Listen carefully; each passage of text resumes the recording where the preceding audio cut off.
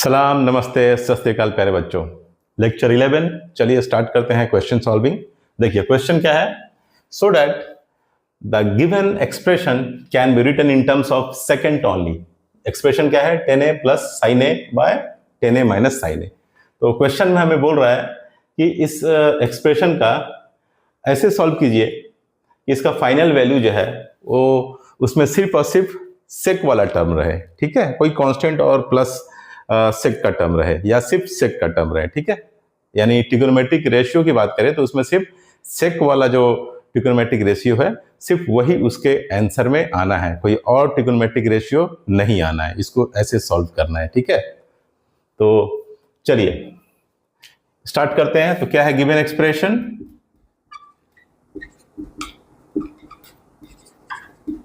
Given expression है tan A plus sign A divided bye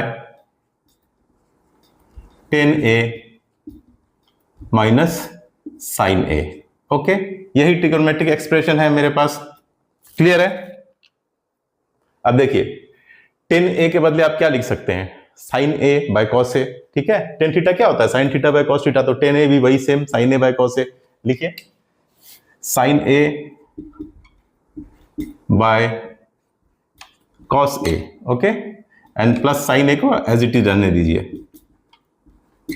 okay, उसके बाद फिर टेन ए के बदले sine A by cos A लिखिए, sine A by cos A minus sign A को as it is रहने दीजिए।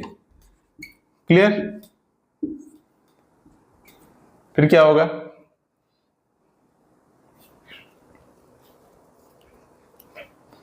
अब एलसीएम लीजिए। साइन ए, चलिए मैं इसको थोड़ा सॉल्व कर देता हूं। कोई भी प्रोसेस में कोई भी स्टेप छोड़ूंगा नहीं, क्योंकि स्टेप छोड़ने से हो सकता है आप लोगों में से कुछ बच्चों को दिक्कत हो जाए, इसलिए मैं कोई भी स्टेप छोड़ूंगा नहीं। ठीक है, तो साइन ए प्लस इधर गया तो ये क्या हो जाएगा, sine A into cos A divided by cos A. ठीक है, एलसीएम लिया मैंने तो क्या हुआ, sine A plus sign A into cos A divided by cos A. लिखिए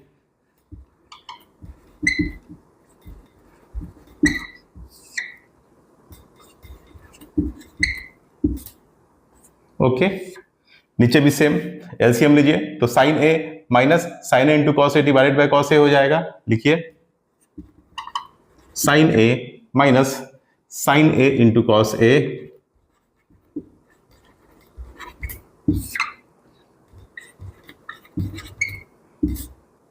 ओके, ठीक है, देख लीजिए मैं एक भी स्टेप छोड़ूंगा नहीं। ठीक है, क्योंकि हो सकता है कुछ स्टेप छोड़ने से कुछ बच्चों को परेशानी हो जाए।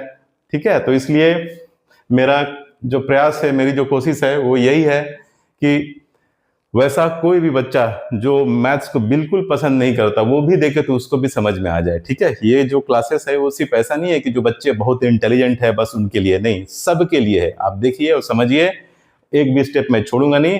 और उसके बाद भी कोई कंफ्यूजन है तो कमेंट में जरूर बताइएगा। ठीक है, मैं उसको भी सॉल्व करके बता दूंगा आपको। ठीक है, किसी भी तरीके का कोई भी कंफ्यूजन अपने दिमाग में रखिएगा नहीं। क्लियर। चलिए आगे बढ़ते हैं। ठीक है, अब इसको लिखिए, ये क्या हो गया, यहां पे आप देखिए साइन ए कॉमन लीजिएगा तो क्या बच जाएगा, sine A into one plus cos A.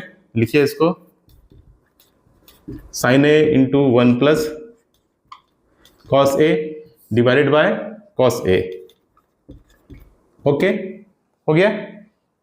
अब ये जो टर्म है इसको क्या होगा, ये कॉस ए ऊपर चल जाएगा divided by sine A common ले लीजिएगा तो वन माइनस कॉस ए आ जाएगा,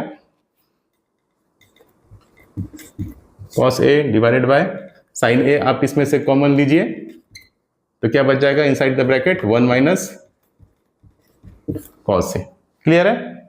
ये कैसे हुआ ये तो समझ में आ रहा है ना आप लोगों को, ये मैंने कैसे किया।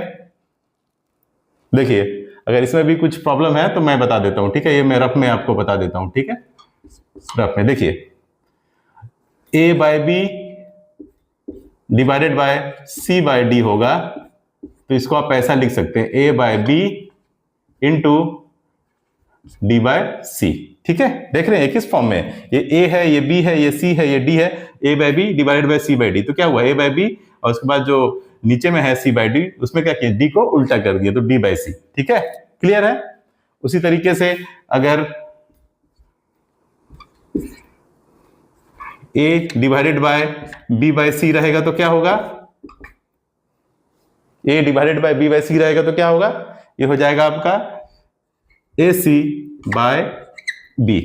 क्लियर है, सी ऊपर चल जाएगा, नीचे में सिर्फ बी रहेगा तो ए सी बाय बी। ठीक है, इसी तरीके से अगर ए बाय बी डिवाइडेड बाय सी रहेगा तो ये क्या होगा, ए बाय बी सी।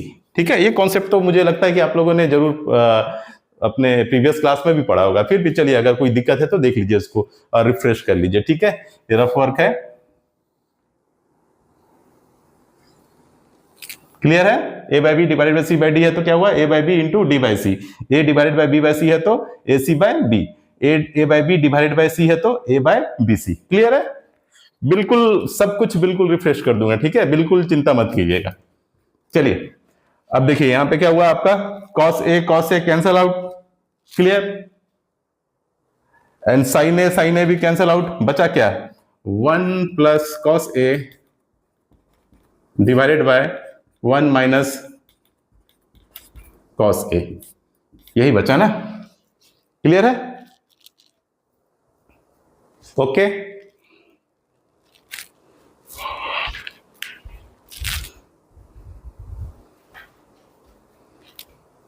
कोई डाउट तो नहीं है, तो चलिए अब मैं क्या करूंगा, बोर्ड को इरेज करूंगा, मैं सबको हटा रहा हूं ताकि फर्दर मैं आगे के स्टेप्स को भी लिख पाऊं। ओके,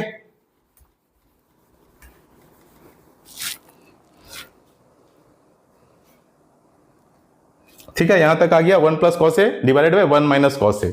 अब आप फर्दर लिख सकते हैं कि मिटाना ही पड़ेगा। Okay,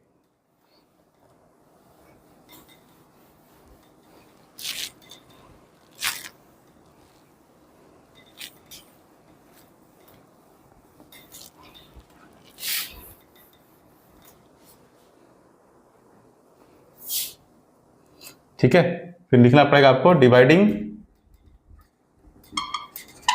both numerator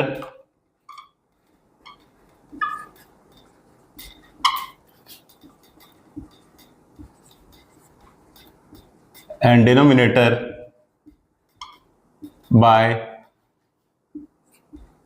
cos A we get. ठीक है, मेरा एक्सप्रेशन क्या था, 1 प्लस कॉस ए। ठीक है, ये 1 प्लस कॉस ए था।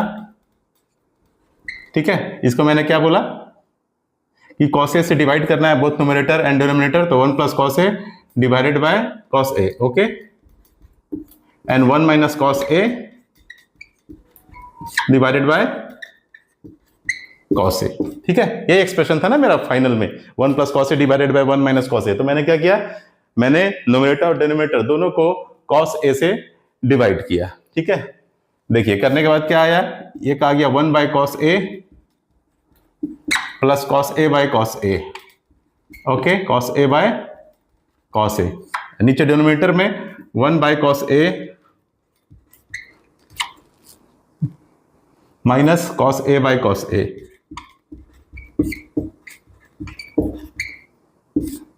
ठीक है, अब देखिए cos A cancel out, cos A cancel out, बचा क्या, सेक ए। 1 बाय कॉस ए को आप क्या बोलते हैं, 1 बाय कॉस मीन्स सेक, तो 1 by cos A means sec A plus 1 divided by, यहां भी 1 बाय कॉस ए को हम क्या लिखेंगे, सेक ए माइनस 1।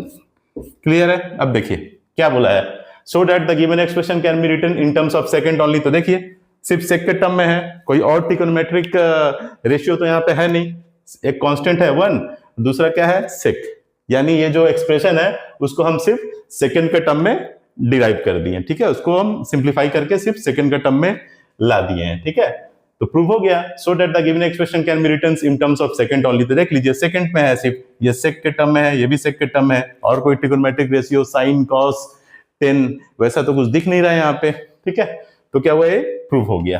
ठीक है, हेंस यहीं पे लिख दीजिए हेंस प्रूव्ड। ओके,